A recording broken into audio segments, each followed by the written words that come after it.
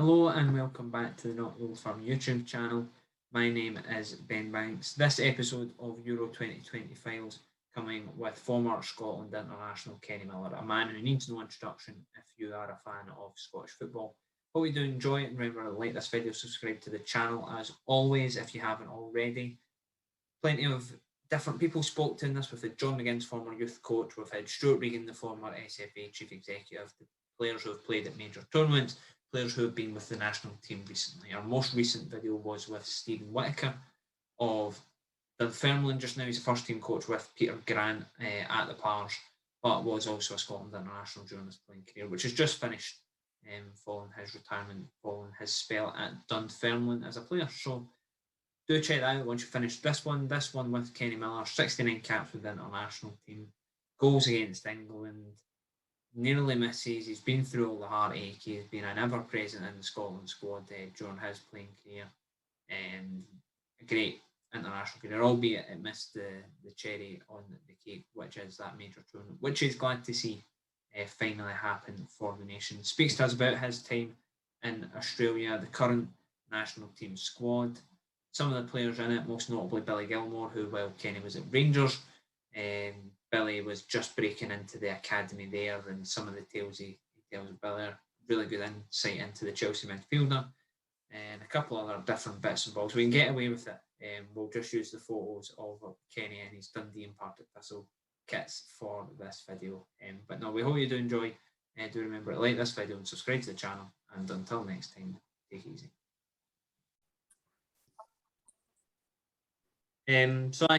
How's the? I know the A-League season's just came to a close. How did you find it? Was it first full season as assistant? Sorry? How do you find I know the A-League season just came to a close, and fairly season of learning for you in the assistant role? That was. It was a disappointing end to the season. Never quite achieved what we wanted to, but like you say, it's been 18 months now pretty much in the assistant manager's role, so it's like you say, it's learning, always learning, always looking to improve and move on in this early stage of my coaching career. Obviously with Ange Postecoglou coming over here, there's been a fair bit of talk about the standard of the A-League and stuff. You found it compared to Scottish football and other places you've been? Yeah, listen, again, it's just different, I've never been one for comparing certain levels to another level, because it's just actually irrelevant. There's good players, some really good players. I've played with some really good Aussies over my career as well. So it's the one thing with Ange, he had success here. He also has had success with the Australian national team and the Yokohama Mariners. So he's been successful as a coach. So it'll be interesting to see how that works out. Good for you as well. I mean, I'm assuming you probably had options maybe a year ago or so to stay in Scotland and continue your coaching career, but starting to see more and more players and coaches and things like that go abroad and further afield to places like Australia to start their journey on this path to Europe. That's it. I mean, again, there's a lot of guys. I'm on the pro license at the moment, and there's a lot of guys all over the globe that are on the course. There's quite a few guys across in the States who are like me on the start of their coaching journey. So it's where the opportunities come up and at the level that you want to be at. So it's been a good 18 months. It always adds to your armory when you've been, whether it be played or coached in different countries as well. It always opens your eyes up to different cultures, different styles. Also kind of reaches the more contacts. There's a lot of good players over here that could make that jump across to Europe, I think. So if ever you come back and you land a job back home in Scotland or back home in the UK, it's always a market that I think you could delve into. I'm assuming with being in Australia and things, that'll be a bit harder to watch what's going on in terms of Europe and the European Championships over the next month or so. It will be, but again, it'll be one I'll have to just make the sacrifice and get myself up at 5 a.m. to watch the games. But I'm looking forward to Euro starting. It's obviously it's an exciting times for the Scottish national team making it for the first time in 23 years. I'm sure the boys and everybody involved, the Tartan Army, are really looking forward to the opening game on Monday. So it's I'm the same. I'm like every other fan, just really looking forward to it. You've pretty much, maybe not so much in recent years, but definitely you played through the team coming out in '98 and things like that. I think you actually made your international debut before I was born, not to make you feel too old. You've been along that journey in the road of hurt and things like that, and the nearly misses. Is it good for you, even though you're not part of it, to see that this group's actually finally managed it?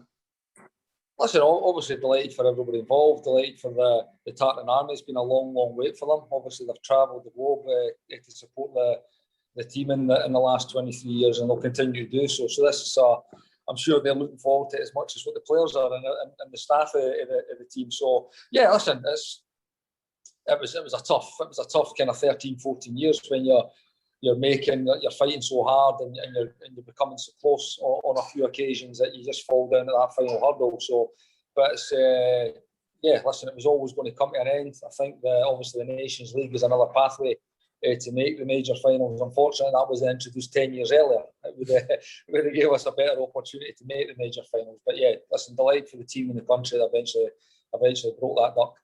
I know that duck's broke even without the major championships and stuff. I think it was 69 caps or something you got in total. So even without going to a major, you still did too bad. Not a good run at it. Again, I probably could have added to it had I not been in the MLS at the time. It was quite taxing, kind of making that journey over across every month, every couple of months across to Vancouver, back across to the UK, and then obviously travelling abroad as well for the games, and leaving a young family in Vancouver on their own for kind of 10 days, 2 weeks at a time. It was probably the right decision, and that unfortunately actually came back to Scotland 6 months later. So it would have been, if I just held on for 6 months, I could have added to that total. But it was, I think it was the right call at the time.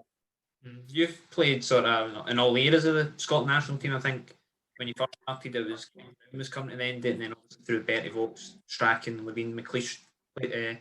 How different was it to play under to all those managers, because it was they were just chopping and changing every few years, it seemed. Yeah, it was. Again, it was for different reasons. Craig Brown was just finishing off. He gave him a debut in 2000, 2001, 2000, I think it was.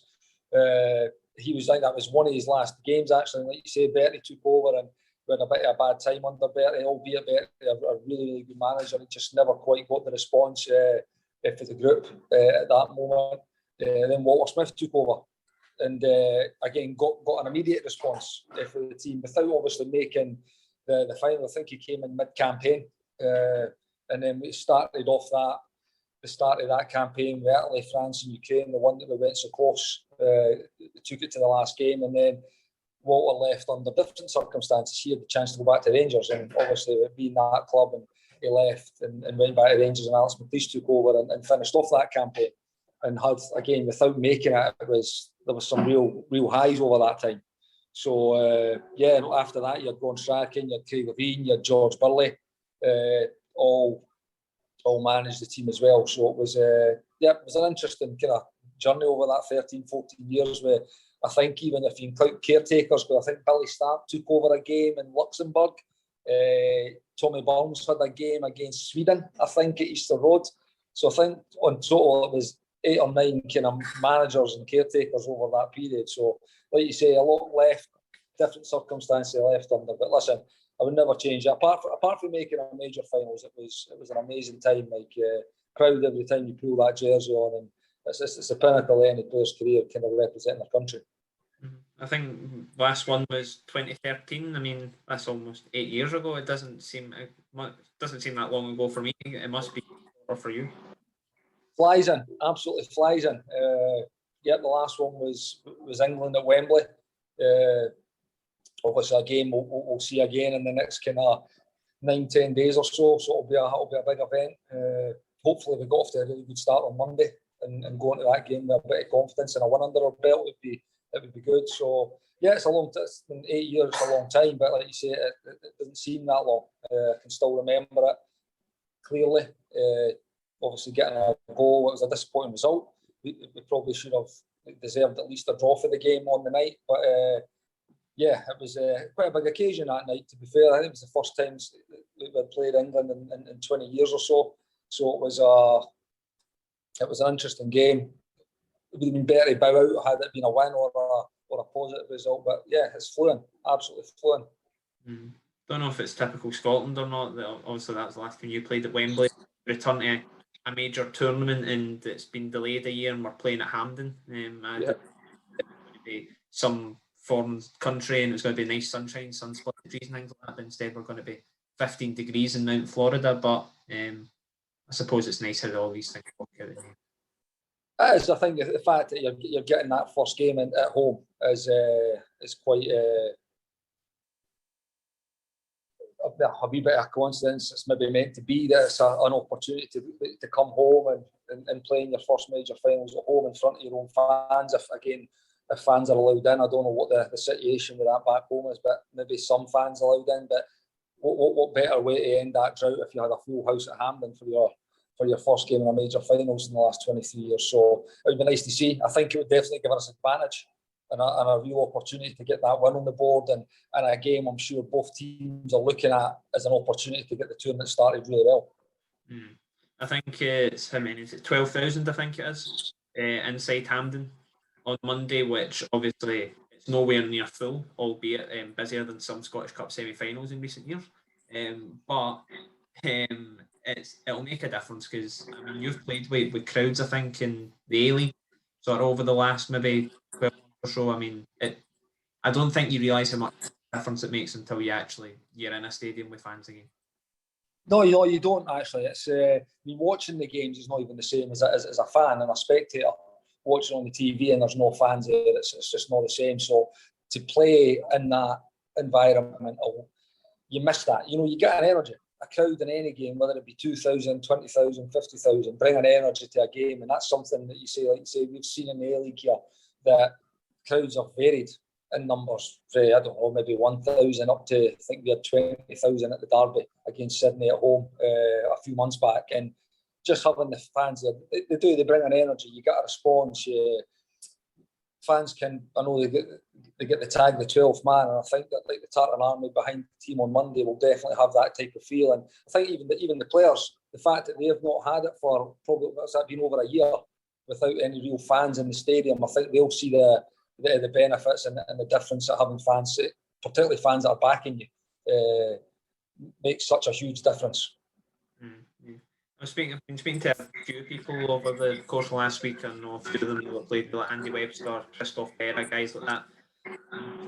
All said that the media pressure, and more so in recent years, the social media pressure that comes with the Scotland national team when it's perhaps not going too well can be intense. But I can imagine when it's positive and there's something to cheer about with the national team, it goes very much the other way. Oh, it is. It's always, again, I think the fact that it was so long kind of played into that. We went through that barren spell over that 20 years, and yeah, sometimes it was ferocious. The criticism that not just coaches were receiving, players would receive. Again, I've been on the receiving end of some of it myself as well. So it's again, that's for me, it's always been part and parcel of the job. There's always people that will want to jump on the bandwagon and criticise, and there's others that will support you. But in the national team, because it had been so long and there was so many, we went into every campaign so positive, with so much enthusiasm that this was going to be the time. And again, see, when you look back on it, we come close on a few occasions, but when you had the format over that time, it was always going to be tough. You always had a superpower in your group, a European superpower, that to get through, you would have to finish on top of them, which was always going to be highly unlikely over a group of 10 or 12 games, even 8 games, some of them. That it was always going to be tough to finish on top of a Germany, an England, a Holland, a France, or an Italy. It was always going to be tough. And then when you eventually did maybe nick that second spot, that playoff spot, you get drawn against Holland. So it was always going to be tough the way the format was to actually qualify. But it never stopped us going in with real hope and enthusiasm going into each campaign. And a little bit luck of the draw, or a better luck of the draw, who knows? But listen, it's over now. That wait's over. We can put it to bed and look forward to these Euros starting tomorrow. I think the opener is.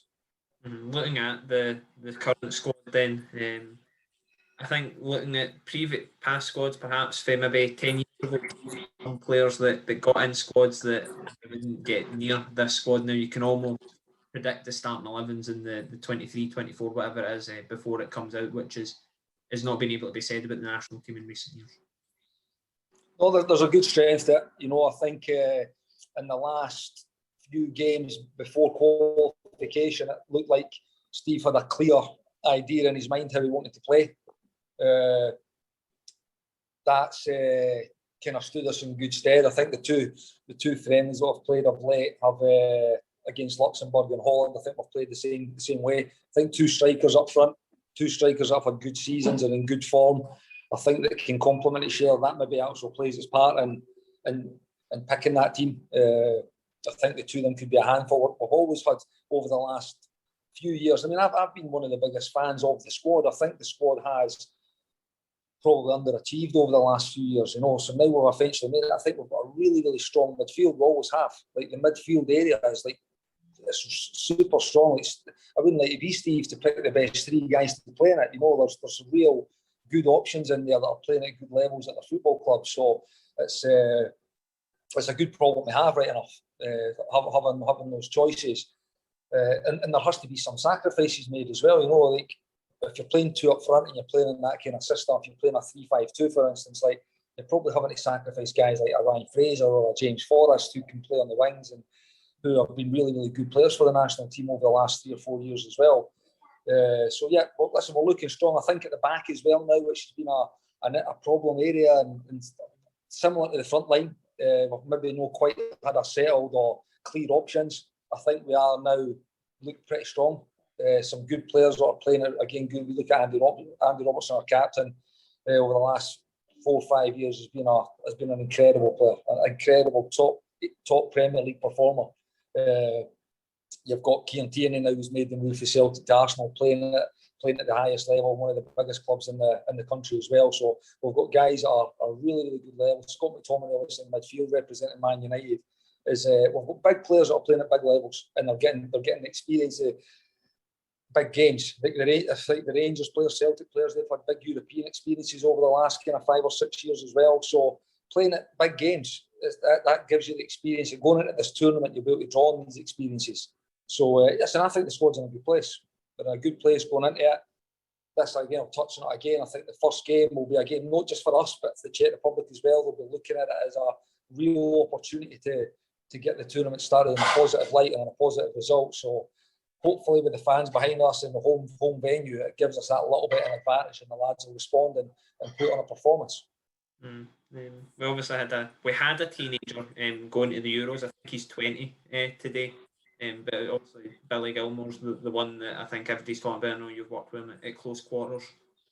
Not so much like training him as a player, but did you coach him with Graham Murray at the Rangers 20s? Yeah, we had that year when he broke through when he was 15. He was just in that year kind of deciding about what his future steps are going to be, whether it was going to be at Rangers or whether it was going to be a number of clubs down south or abroad. I think he had on the table at the time. So listen, he's just been a wonderful player.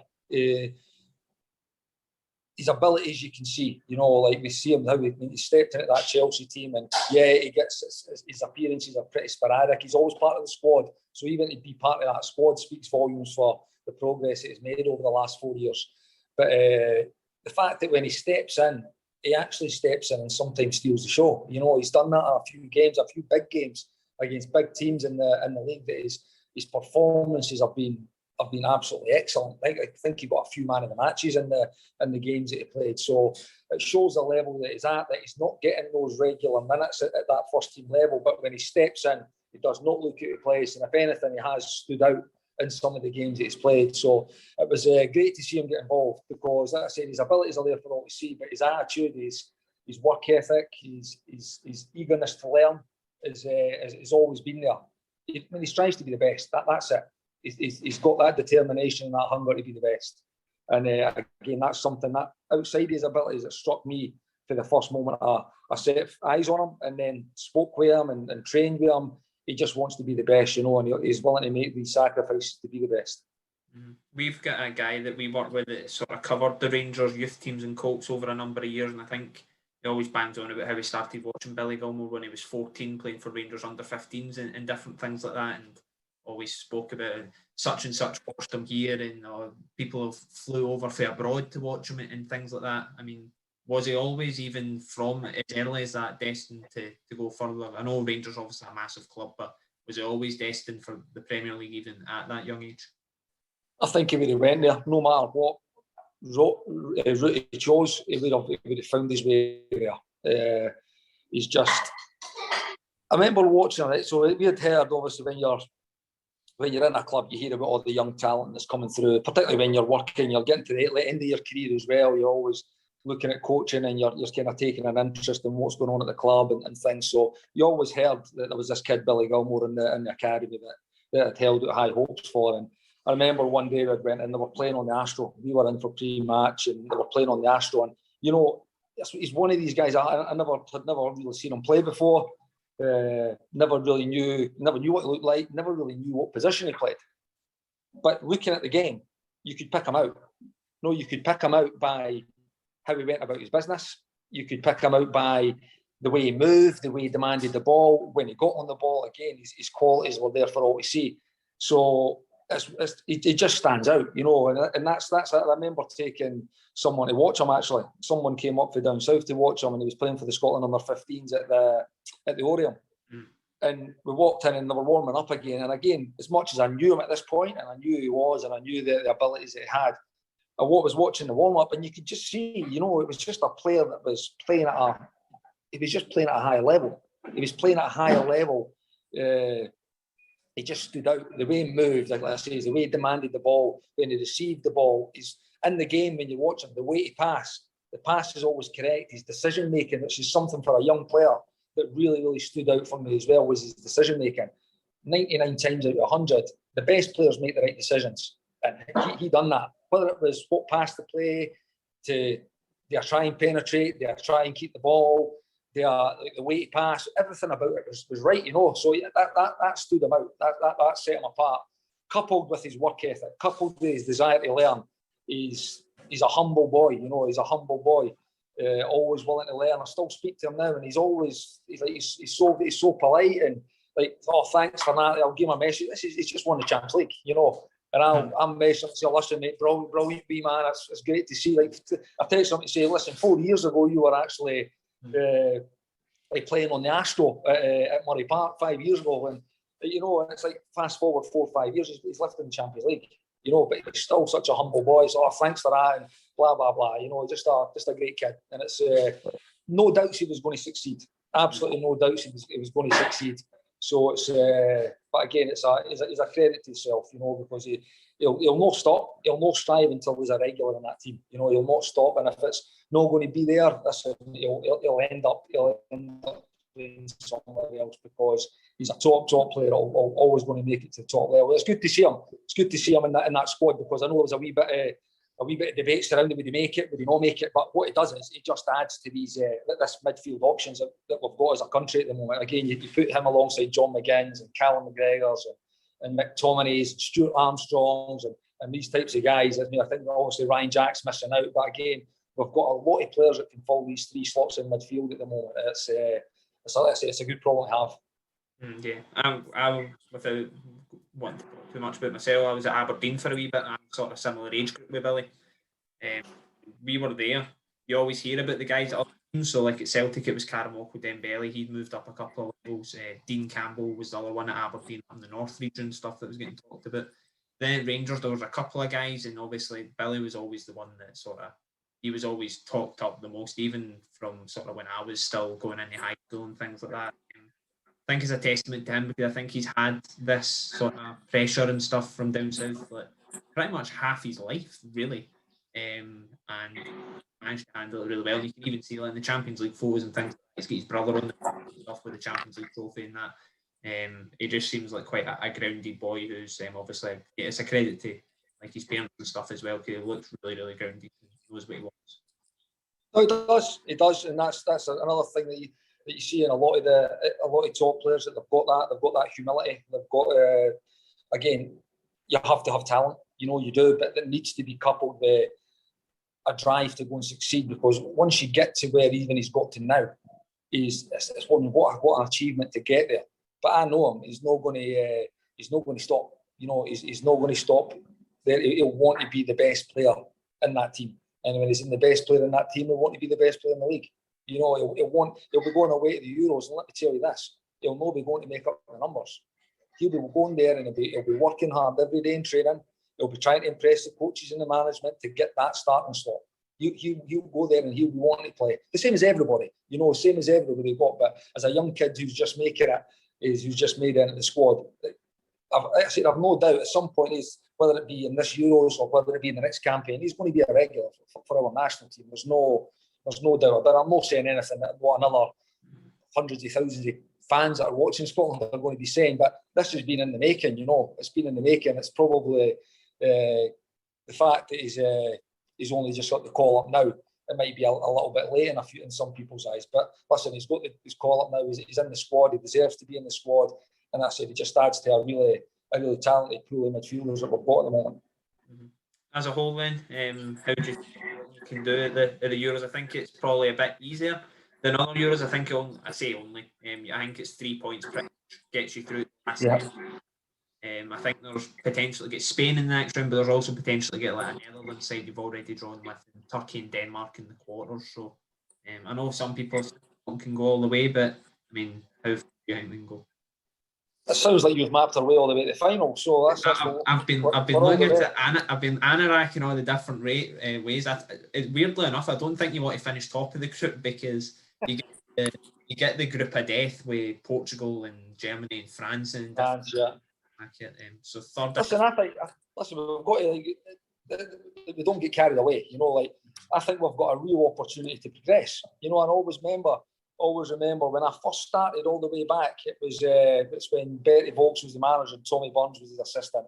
And Tommy said to the group, to be the best, the most successful Scotland team ever, you just need to get through to the next stages of a major tournament, because we've never done it. So this group have got that opportunity. They've got the opportunity, let's say, with a home game in the first game, a home game in the third game. You've got an opportunity to actually go and potentially get the furthest in a major tournament that any Scotland national team's ever got. And like you say, it is easier. There's no getting away from it. It is the way it's structured now with more teams qualifying for the second phase. It's a real opportunity. Like you say, 1-1. I think Portugal went through the group with 3 draws, didn't they? They drew their 3 games and went on to win it. So I'm not saying we're going to win it, but I do think there's a real opportunity that we can progress out of this group.